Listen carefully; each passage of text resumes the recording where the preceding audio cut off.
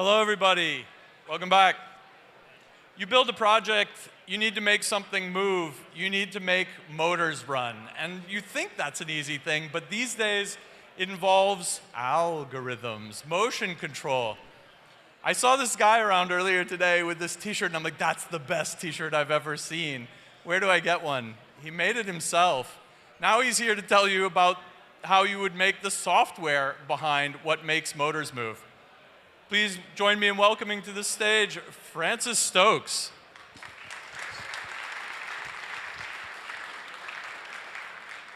Thanks, Elliot. And thanks, everyone, for inviting me along. This has been such a blast today. So I've really enjoyed speaking with everyone. Come and talk to me afterwards. Yeah, so I'm going to talk to you about motors, kind of. Basically, I want to talk about motion control software in CNC-type machines, using a pen plotter as the kind of example. So I want to get through the boring stuff as quick as possible. I have so much stuff I want to share with you. I'm Francis Stokes. I live in the Netherlands. I write firmware for power electronics devices in my day job. But out of my day job, I take on an unwise number of side projects. And some of these side projects sometimes work, and I make videos about them on YouTube.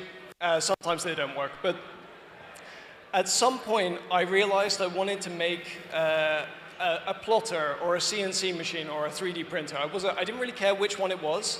I mainly wanted to just write the software for it. To me, all of these machines, they're pretty much the same thing, right? If you're an electrical engineer or a mechanical engineer, that's an insulting thing to hear. But as a software engineer, these are all just the same thing, right? It's, 3D. It's barely 3D, right? Barely goes up. And I don't actually think I need to make this argument, because I spoke to loads of people here today, and I've realized that loads of people do firmware. But whenever I see a cool build project on Hackaday, on YouTube, on someone's blog, I always find out that they're showing all of the mechanical, and they do the electrical, and they talk about this problem solving, montages, 3D printing, and then it gets to the software, and they're like, oh yeah, the software's terrible, the software's so boring, you don't want to look at that. And I'm like, what? I want to look at the software.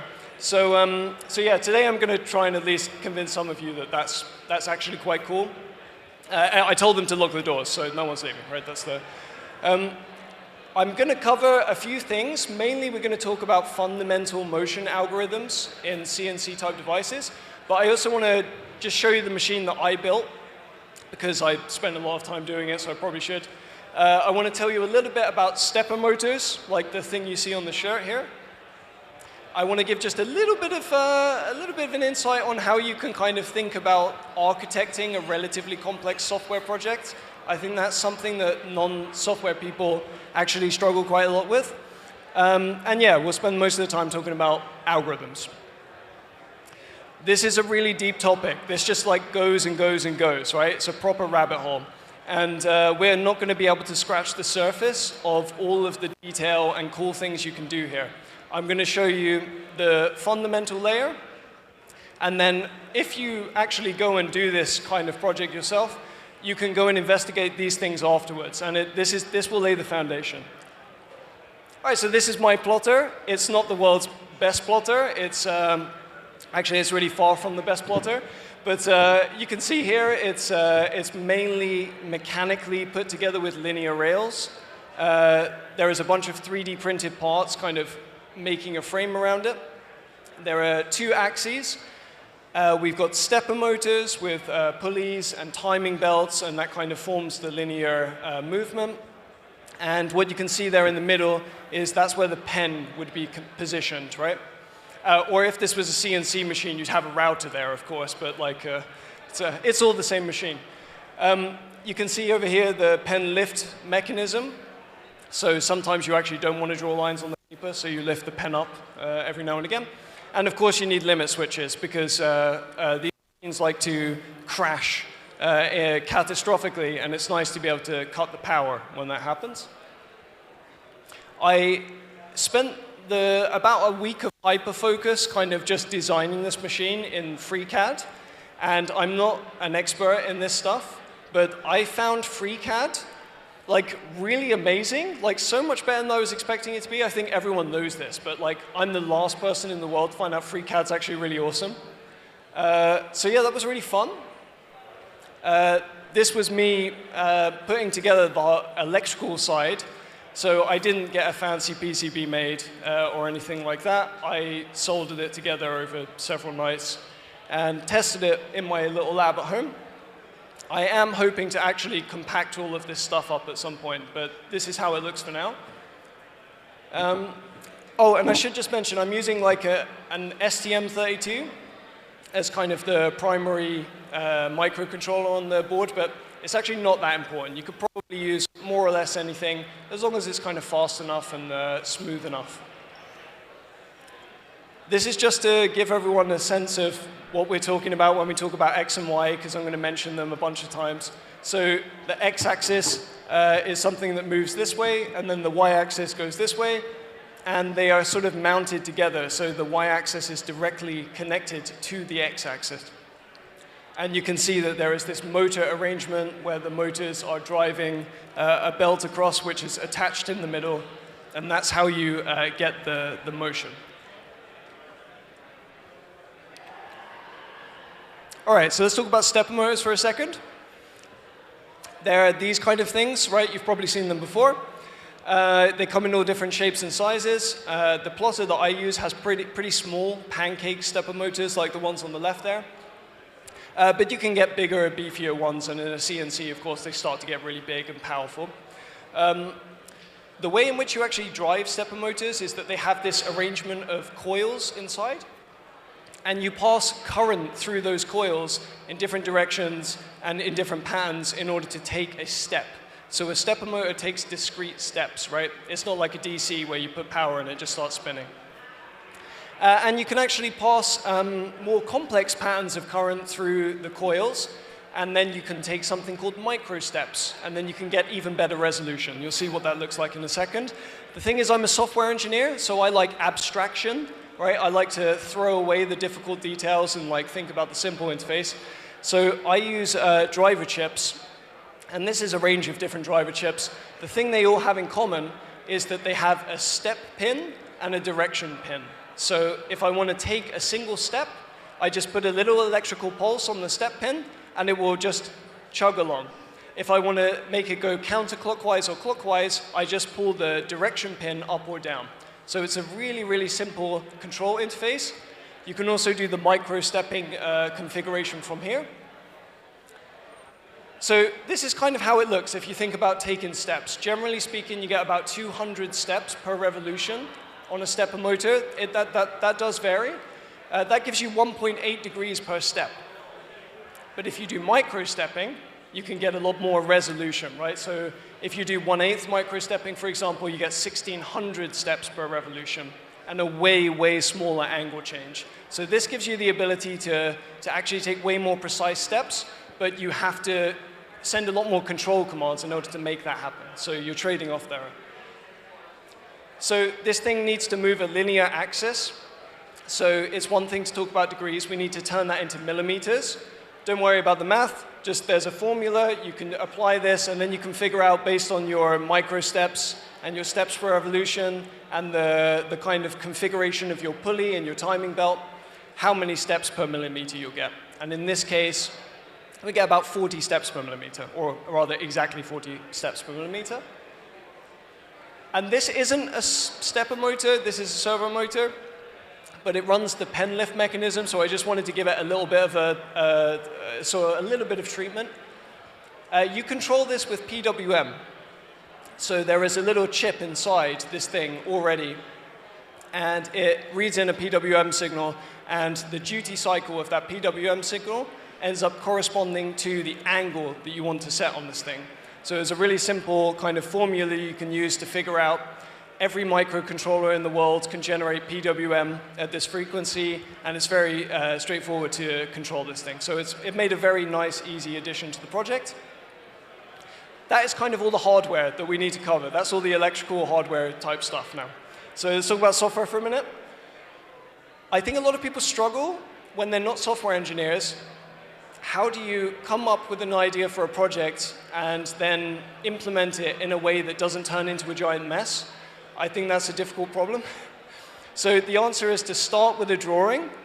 So just start simple, try and put down all the blocks that you envision. So the blue stuff is kind of hardware components, and all the gray is software components that I expect that I will write.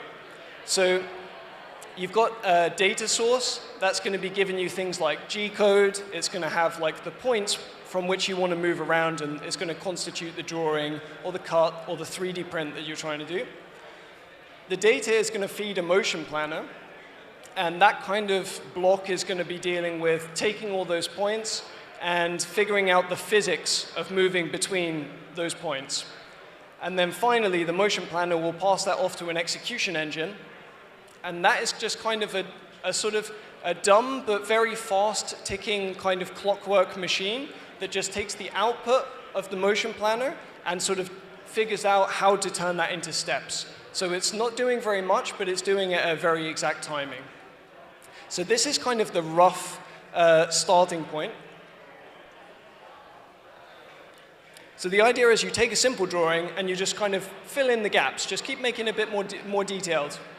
So maybe you look at the data source and you think, okay, I could do an SD card, I could have a USB, Ethernet, whatever. I chose to do just UART with a PC application, so just a serial connection. Very straightforward. So you know that there's a little bit more going on here, and probably there's going to be more complexity, but you've already filled in a little bit more detail. So you have a bit more of an idea of the direction you're moving. Then you could take a look at, say, the limit switches, and you realize, I want to use this for two purposes, right? I want to use it both to kind of emergency stop if I hit the end when I shouldn't. But you also want to use it to like home the machine, right? You've seen 3D printers, they'll go to the edges and they'll figure out what's the 0 point of the whole machine. So they use the same kind of functionality for that, same hardware, but it's kind of configured in two different ways. So it's not a complete story, but it gives you a bit more information. Then you just keep going. It's always a good idea to try and put a layer in between your application software and the hardware. Right? You want to abstract the hardware a little bit. And that helps you when you take this software and you run it on a different microcontroller. Or you take your software and you use different hardware in combination with it. So it means that you don't have to rewrite everything from scratch. And this is probably the most valuable lesson you'll get out of everything. It also helps with testing. And testing is really important if you want to actually make sure your stuff works without trying it on the hardware all the time. And then finally, well, not finally, you would keep going with this drawing, but I have to stop somewhere. So it's useful to think about how data flows through your application, right? So what you want to think about is that in all of these different software components, they're going to have different levels of priority and importance, and they're going to be kind of running at different rates. And you want to not couple those things together, right? So you want to allow them to run at their own speed and do their own thing. And the kind of the magic solution that you can use for this, and this works from like all the way down at the bottom and like ASIC hardware, all the way to like AWS cloud applications, is you put a queue in between the components, right? That allows you to produce data at one rate, and you can consume it at a different rate.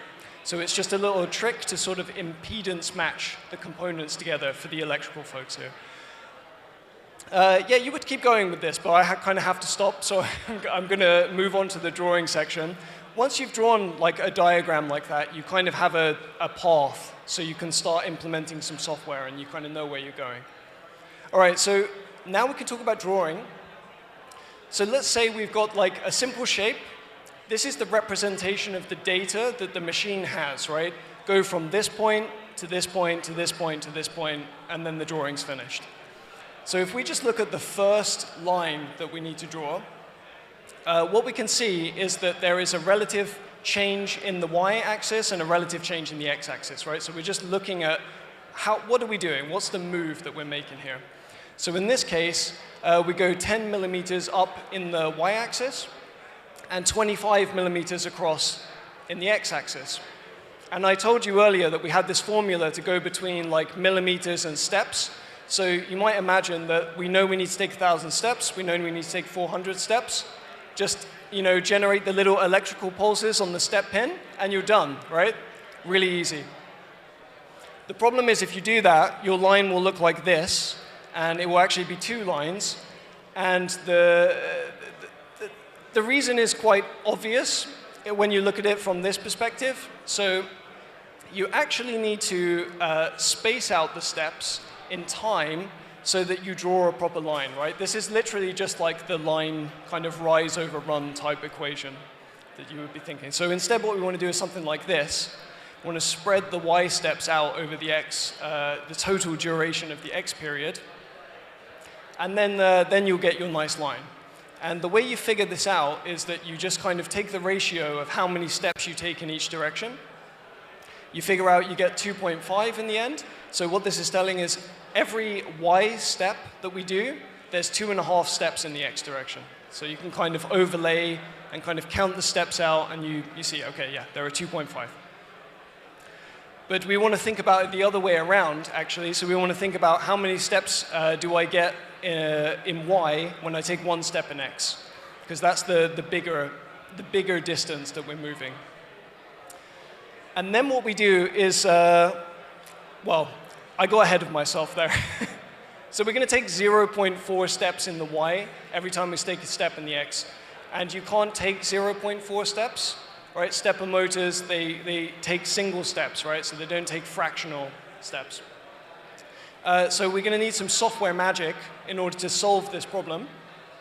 And typically, the approach is to use something called Bressinum's line algorithm, which this is a real algorithm. I actually think the name is wrong in the context of this thing, but this is what people call it.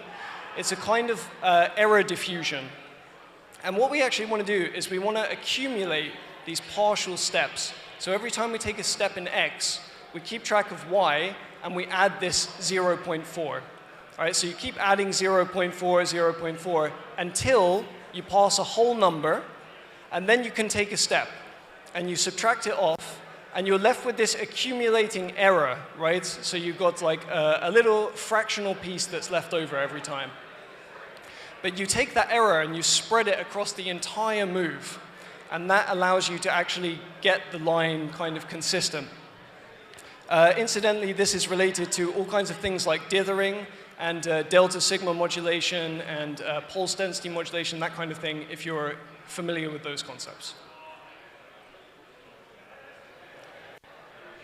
So this ends up looking like this, and there's some pseudocode. I mean, don't feel the necessary to read the pseudocode. But basically, you're accumulating the y's, and every time you get a positive number, you take a step. You can see that it's not as evenly spaced on the y-axis, but that doesn't really matter, because you're making such small movements over like a period, well, some kind of distance, that the error that would be generated here is going to be way less than just the error of the pen moving around on the paper, right? There's going to be more wiggle in that than there is going to be here. There is another problem, though, because if you just kind of blast the steps out as fast as you possibly can, even if you do the error diffusion thing, the motor is, in some cases, probably not going to move at all. And the reason is, well, this guy was inventing physics a few hundred years ago, and he decided that force is going to equal mass times acceleration. So what that's telling us is that if I want to move something that's made of material, if I want to change its speed, I have to pay a force that's proportional both to the amount of matter I have and the amount by which I want to change its speed. So if I try and accelerate as humanly as fast as possible for this machine, it's probably just going to kind of seize up and not move, depending on how powerful your motor is. Just as back of the envelope math, imagine you could take 1 step every 5 microseconds. That's actually really generous because you can go faster than this, but just for the sake of it, that would correspond to like an instantaneous acceleration of 5 meters per second. So if you just imagine that you throw something and then it's going to move 5 meters in 1 second, that's the amount of force you're asking it to put in. So it's quite a lot. It's not impossible, it's quite a lot. Instead, what we want to do is to not accelerate so fast. So build up your speed slowly, and then you don't have to pay such a big force. Like, going fast is not the problem. It's like building up your speed. So just spread that over an amount of time. So that's what this looks like. You're going to accelerate up to your maximum speed, maximum velocity, and then you're going to cruise along, and then you're going to decelerate down afterwards, because you can't stop instantly afterwards, because that's just, negative acceleration. So we can choose these values, right? We can choose the value of acceleration, and we can choose the value for maximum velocity. And it's going to be intrinsic to the machine that you make, right? And the motors and the whole mechanical setup. It's going to be a bunch of factors that kind of limit what this can be. But we get to choose them, and once we know them, we can take this bundle of equations and apply it. Please don't worry about understanding or trying to interpret this right now. Basically, each of these equations, they're called the kinematics equations. They're letting us ask a question and get an answer to it, right?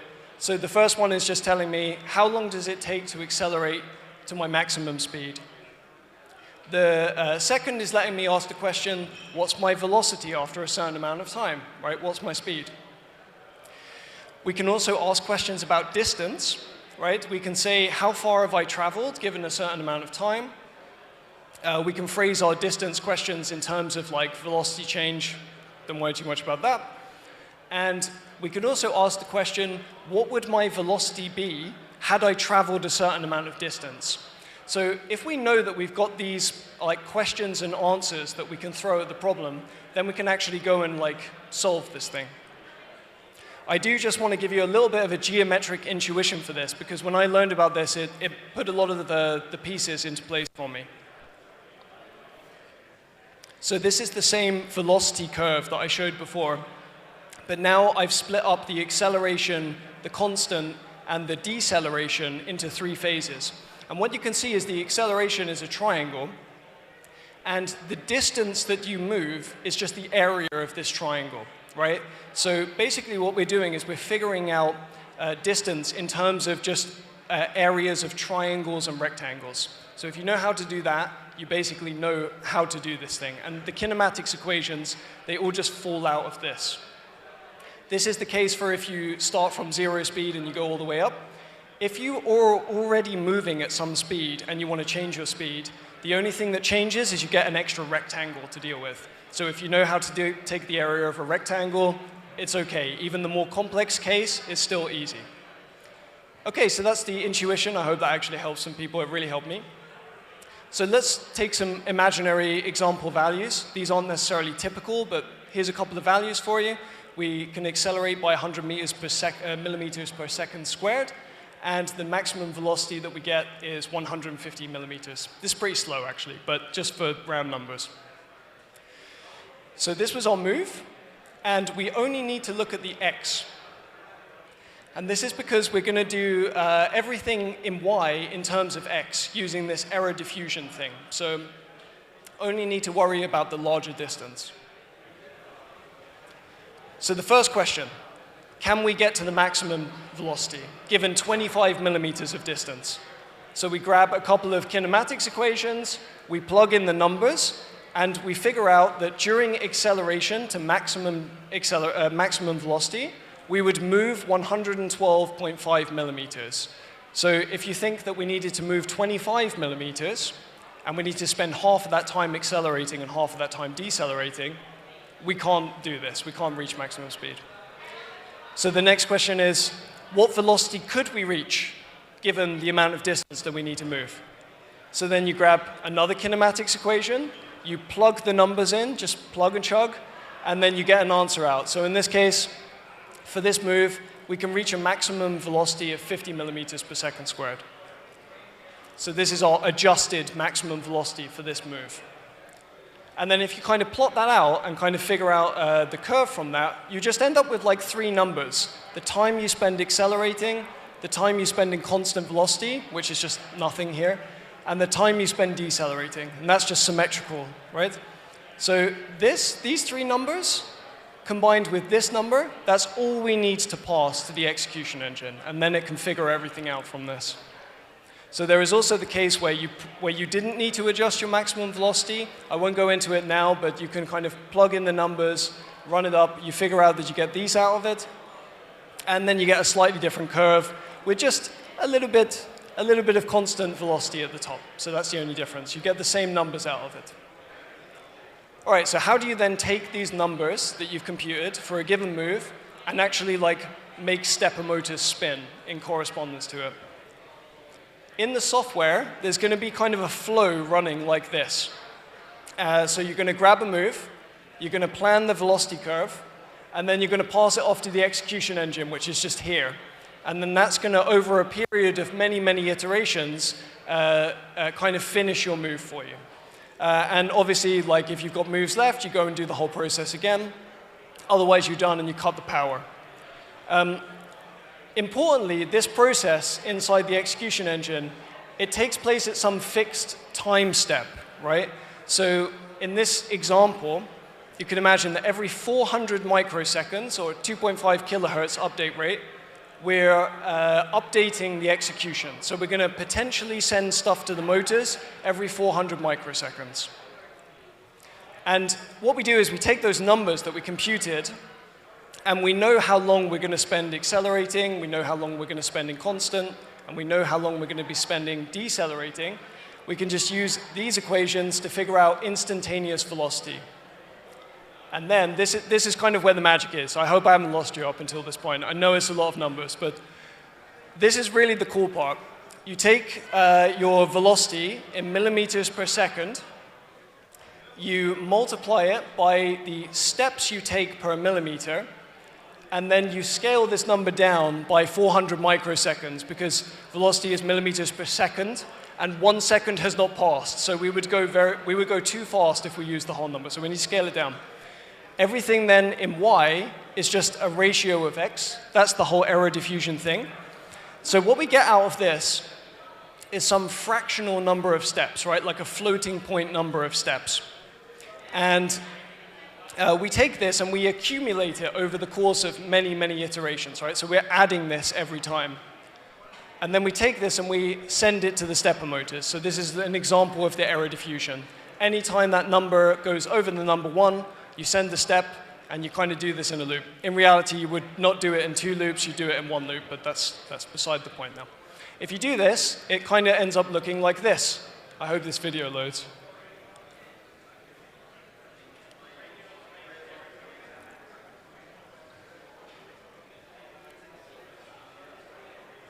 So as you can see, this is not incredibly fast or impressive, but this is the fundamental part. So this is the base level. Once you have this, everything is just building on top of it. So this is drawing a circle, and the circle is approximated as a series of lines. So you split the circle up into a kind of, yeah, like a polygon, like Eric was talking about earlier. And in the end, eventually, it will close the circle, pick up the pen, and it's done.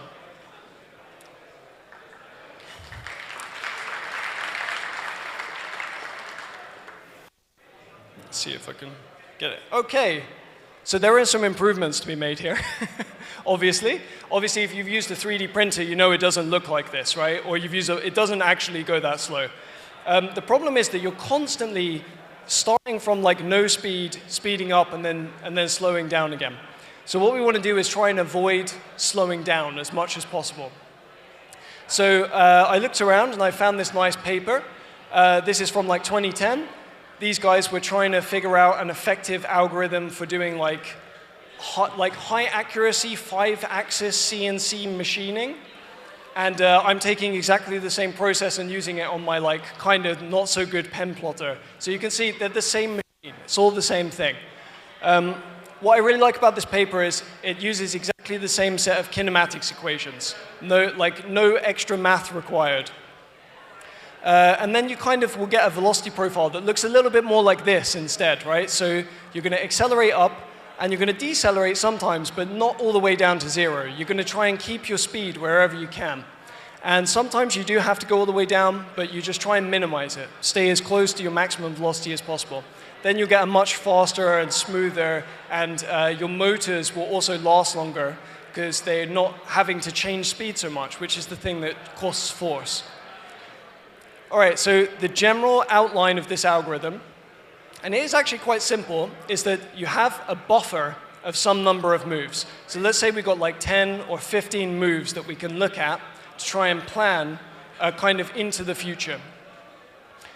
Then you take that set of moves and you figure out the best ending velocity that you could have for any of those. And that's purely heuristic. You just like kind of make a guess at what the best number could be. And then you do this iterative process where you just kind of go through, try and plan a motion, and depending on whether you're not kind of successful or not, you adjust your maximum velocity, but also maybe your start and end velocity, because now we have those to play with as well, right? Not every move starts and ends at 0. All right, and then you're done when you've planned all your moves and you didn't have to make any adjustments. There are some considerations to this. If you're a software engineer, you might have already thought, but this is not inherently time-bound. So it's an iterative process, and there's no real way of knowing when that iteration is going to like be finished. So that could be a problem in a real-time system. Also, larger buffer sizes, they give you better results, but they also cost more time and memory, right? So they cost you more in resources. Limited precision in numbers can bite you here. So if you're using floating point, you may find that when you're referencing the pure mathematics of the paper, that things don't quite line up. And that's just a problem with the precision of numbers in computers, right? Even if you use fixed point, you'll hit the same problem here. So you have to think of something for that. And the operations can be a bit expensive on a microcontroller. You're talking about square roots and that kind of stuff. So that can get expensive if you don't have acceleration for that. But OK, let's say you could do it. You're going to compute your start and end velocity. We're going to go through this a bit quickly because it's not super important to get all the details. Anytime you change the motor speed, or you change the motor direction rather, you have to go down to a low speed because motors just physically can't spin in one direction and then the other in like a very short time span. So you need to kind of limit your speed there. Otherwise, the maximum velocity you could get for any move is based on like what the next move is doing and what the angle between these two moves are. Literally, if you draw the lines, what's the angle between these two lines?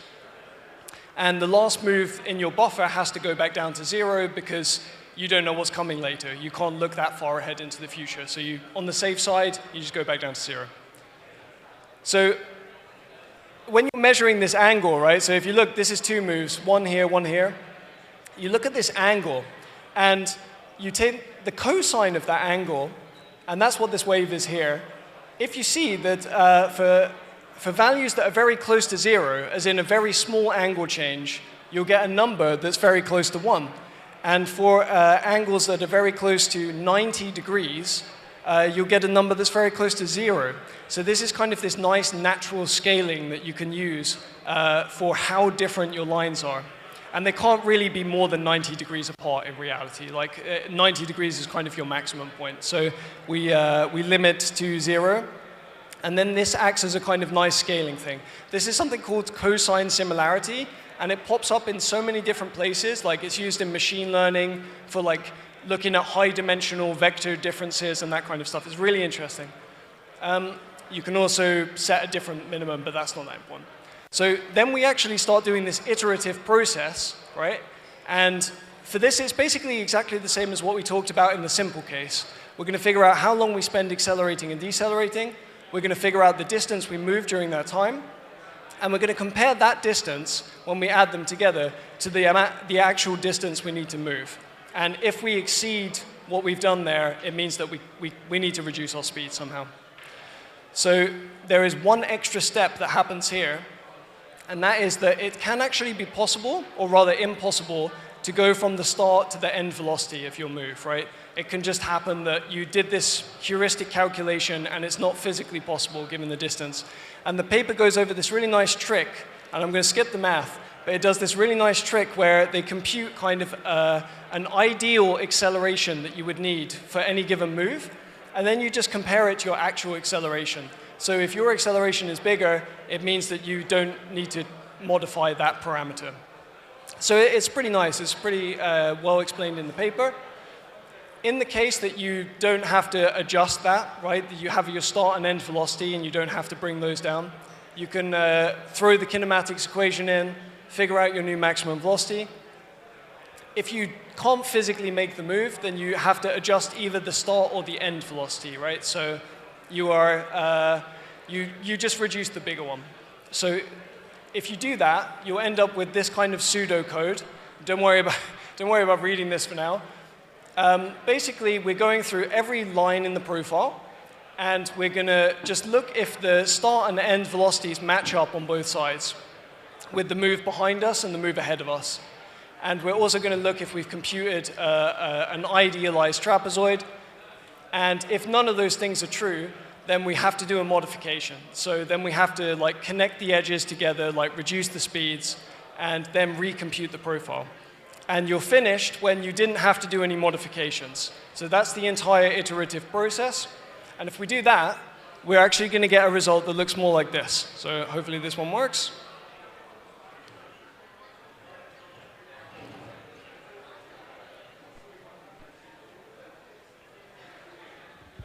So what you can see here, I hope, is that it's a lot smoother than it was before. I don't have a very large buffer size in this example, so there is still some going to zero. But generally, this whole thing is complete much faster, and you get a much smoother motion. And you can actually like feel in the machine that it's vibrating less and it's causing less resonances. So it's actually just good all around. Let's see if we can, oh no, that's not right. Oh. All right. Yeah, so basically that's what I want to share with you today. This just keeps going. So if you take this base, there are like a million different directions you can go afterwards. You can like look at different kind of constructions, like you can use things like core XY, where instead of driving one axis, you're always driving two axes at the same time. So that gives you better mechanical and like rigidity, and it makes the machine kind of just better in general. But you can also do all kinds of things like closed loop feedback. Like this whole thing is open loop. There's nothing that tells you the position you're at. You're just assuming that the stepper motors moved to where you told them to move, and that's not always true.